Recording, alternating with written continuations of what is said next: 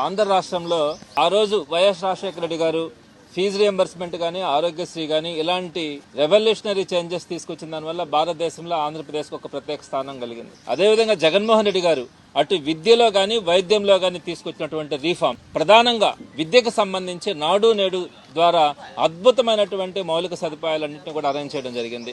అందులో భాగంగా ప్రతి క్లాస్ రూమ్ కి కూడా డ్యూయల్ డస్క్లు కానీ, ఫ్యాన్లు కానీ, లైట్లు కానీ, అలానే ఆర్ఓ సిస్టమ్స్ కానీ, వాష్రూమ్స్ కానీ, అలానే ఒక్కొక్క క్లాసుకి 1,70,000 రూపాయలు విలువ చేసే ఐఎఫ్పి ప్యానల్ బోర్డ్స్ కానీ, పిల్లలందరికీ ట్యాబ్స్ ఇవ్వడం కానీ, చక్కగా యూనిఫామ్స్ ఇవ్వడం కానీ, షూస్, బెల్ట్, వారికి టెక్స్ట్ బుక్స్, వర్క్ బుక్స్, అలానే వారికి సంబంధించినటువంటి డిక్షనరీలు కానీ ప్రతి ఒక్కటి కూడా ఈ రోజు గవర్నమెంట్ స్కూల్స్ లో ఉన్నటువంటి విద్యార్థుల్ని అటు సాంకేతికంగా కానీ, అటు మౌలిక సదుపాయాల్లో కానీ భారతదేశంలో ఏ గవర్నమెంట్ స్కూల్స్ లో కూడా లేనటువంటి పరిస్థితులు మన ఆంధ్ర రాష్ట్రంలో కల్పించి భారతదేశం అంతా కూడా ఆంధ్ర రాష్ట్రంలో ఉన్నటువంటి ప్రభుత్వ స్కూల్స్ ని చూసేలాగా ఈ రోజు చేసినటువంటి పరిస్థితి కూడా మనం చూసినాం. అయితే ఈ రోజు మేము శాసన మండలిలో ఒక ప్రశ్న వేయడం కూడా జరిగింది విద్యాశాఖ మంత్రి గారిని. దానికి సంబంధించి నాడు నేడు ద్వారా గత ప్రభుత్వం ఎన్ని స్కూల్స్ లో రీఫార్మ్స్ తీసుకొని వచ్చింది, ఎంత ఖర్చు చేసింది, అదే ఈ ప్రభుత్వం వచ్చిన తర్వాత దానిని కొనసాగింపుగా అప్పుడు మనబడి నాడు నేడు ఉంటే దానికి పేరు మార్చారు, మనబడి మన భవిష్యత్ అన్నారు. దానికి సంబంధించి ఎన్ని కోట్ల రూపాయలు ఖర్చు చేస్తున్నారని అడగడం కూడా జరిగింది. దీనికి సంబంధించినటువంటి వారు ఇచ్చినటువంటి ప్రశ్నలో 3 ఫేసులుగా ఆ రోజు గవర్నమెంట్ నాడు నేడు ద్వారా రీఫార్మ్స్ ని స్టార్ట్ చేసిందని చెప్పారు. దాంట్లో మొట్టమొదటిగా 15,713 స్కూల్స్ ని ఫేజ్ 1 లో స్టార్ట్ చేసి 14,133 స్కూల్స్ ని కంప్లీట్ చేసేసింది. ఇంకా 1,580 స్కూల్స్ మాత్రమే పార్షియల్ గా మిగిలిన్నాయని చెప్పి ఈ రోజు వారు ఇచ్చినటువంటి రిటర్న్ ఆన్సర్. ఫేజ్ 2 లో 22,311 స్కూల్స్ ని టేకప్ చేసింది. దాంట్లో 542 స్కూల్స్ పూర్తి స్థాయిలో అభివృద్ధి అయినాయి. 21,769 స్కూల్స్ 80 నుంచి 90% దాకా పూర్తయినాయని చెప్పి వారు ఇచ్చినటువంటి డేటాలో ఉంది. ఇంకా థర్డ్ ఫేజ్ లో ఒక 14,000 స్కూల్స్ ఉన్నాయి. అవన్నీ కూడా డిఫరెంట్ స్టేజెస్ లో ఉన్నాయని చెప్పి వారు చెప్పడం జరిగింది.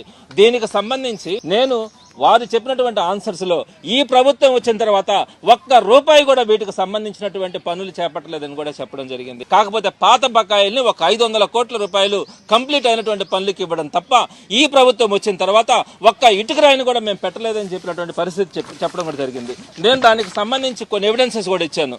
నెల్లూరులో కొన్ని స్కూల్స్ పరిస్థితి అంటే 90% పూర్తి అయిపోయినాయి. పైన అంతా కూడా ఇట్లా మొత్తం కంప్లీట్ అయిపోయినాయి. జస్ట్ ఇక్కడ పారాపెట్ వాల్స్ కానీ ఇవన్నీ కూడా కట్టాలా. 2 కోట్ల రూపాయలతో పనులన్నీ పూర్తయిపోయి ఫినిషింగ్ వర్క్స్ కాకుండా ఉంటే కేఎన్ఆర్ అనే స్కూల్లో అయితే పిల్లోడు దాన్ని పట్టుకొని అక్కడ పారాపెట్ వాల్ లేనందువల్ల అక్కడి నుంచి పడి చనిపోయినటువంటి పరిస్థితి కూడా కనిపించింది. ఇట్లా అనేకమైనటువంటి స్కూల్స్ ని ఇన్కంప్లీట్ గా ఉన్నాయి. 90% పూర్తయినాయి. ఒక దగ్గర జస్ట్ ఎలక్ట్రిఫికేషన్ ఇస్తే కంప్లీట్ అయిపోతుంది. అది చాలా మైనర్ వర్క్.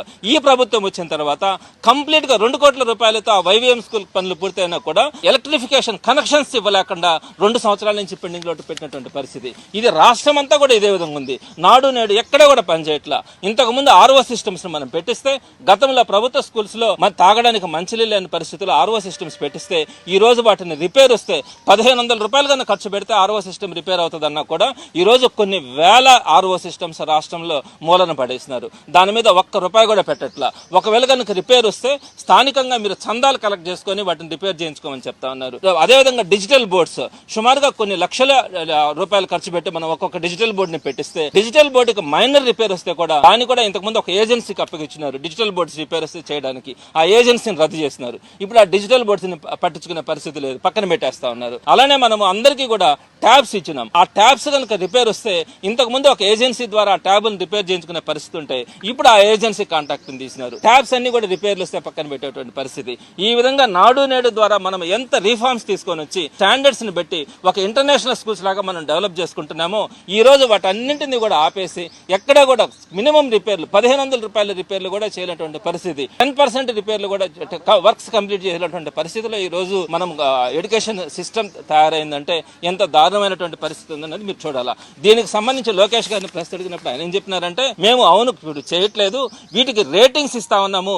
ఒక్కొక్క స్కూల్లో ఎంతమంది పిల్లలు ఉన్నారు దానికి 2 స్టార్ 3 స్టార్ 4 స్టార్ 5 స్టార్స్ అని ఇస్తున్నాము.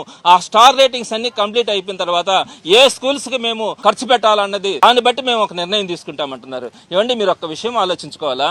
80% పూర్తయినటువంటి పనులకి మీరు 2 సంవత్సరాల నుంచి ఇప్పుడు రేటింగ్స్ పెట్టి ఈ రేటింగ్స్ ఎప్పుడు పూర్తవుతాయి, ఏ రేటింగ్స్ బేస్ చేసుకుని మరలా మీరు 10% వర్క్స్ కంప్లీట్ చేస్తారు. 80% పూర్తయినటువంటి స్కూల్స్ ని ఆ 10% కంప్లీట్ చేయలేకపోతే ఈ 2 సంవత్సరాలు 3 సంవత్సరాలు మీరు కామ్ గా ఉంటే ఆ 80% పనులు కూడా నిర్వీర్యం అయిపోవా, అవి దేనికి పనికి రాకుండా అయిపోవా. దాంట్లో ఎక్కడ కూడా ఇప్పుడు ఇబ్బంది ఇబ్బందులు పడతాం లేదా? ఇవన్నీ కూడా తెలుసుకోకుండా ఇంత మీరు ఒక విజన్ ఉంది, మాకు ఎక్స్పీరియన్స్ ఉంది, 40 సంవత్సరాల ఇండస్ట్రీ అని చెప్పుకుంటా 2 సంవత్సరాల నుంచి ఒక్క స్కూల్ని కూడా ఒక్క ఇటుకరాయి కూడా పెట్టే పరిస్థితుల్లో మీరు లేరంటే ఈ ఎడ్యుకేషన్ డిపార్ట్మెంట్ గురించి ఎంత దారుణమైనటువంటి పరిస్థితుల్లో మీరు ఉన్నారన్నది అర్థం చేసుకోవాలా.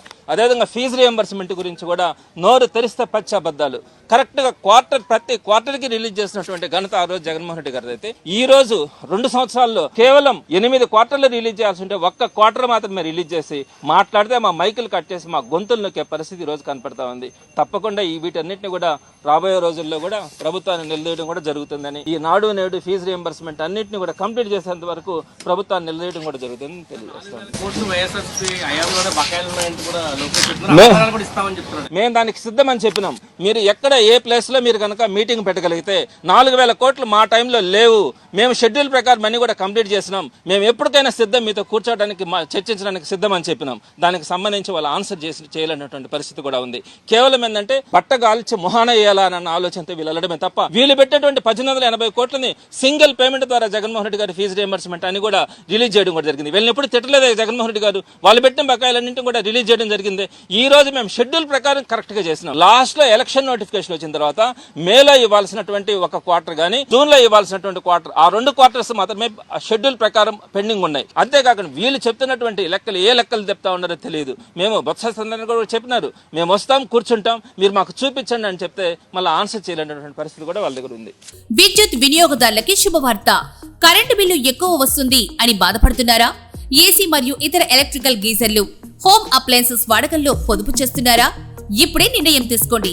కేంద్ర రాష్ట్ర ప్రభుత్వాలు పీఎం సూర్యగర్ పథకం ద్వారా 78,000 సబ్సిడీతో మరియు వినియోగదారులకు తక్కువ ఖర్చుతోనే బ్యాంక్ లోన్ సదుపాయం, తక్కువ 65 పైసల వడ్డీతో మీరు కట్టే కరెంటు బిల్లు బ్యాంకు ఈఎంఐ కట్టే విధంగా ప్రముఖ కంపెనీలు టాటా, అదానీ, వారీ, సోలార్ 25 సంవత్సరాల కంపెనీ వారంటీతో ఉచిత డాక్యుమెంట్ ఛార్జీలతో మా సిబ్బంది ద్వారా నిర్ణీత సమయంలో సమకూర్చబడును.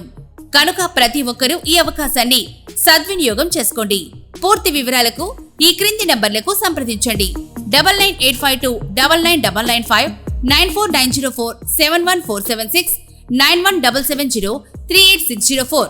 టెరోసోల్ Green Energy Solutions Private Limited. Andhra Pradesh అన్ని జిల్లాల్లో అందుబాటులో ఉన్నాయి.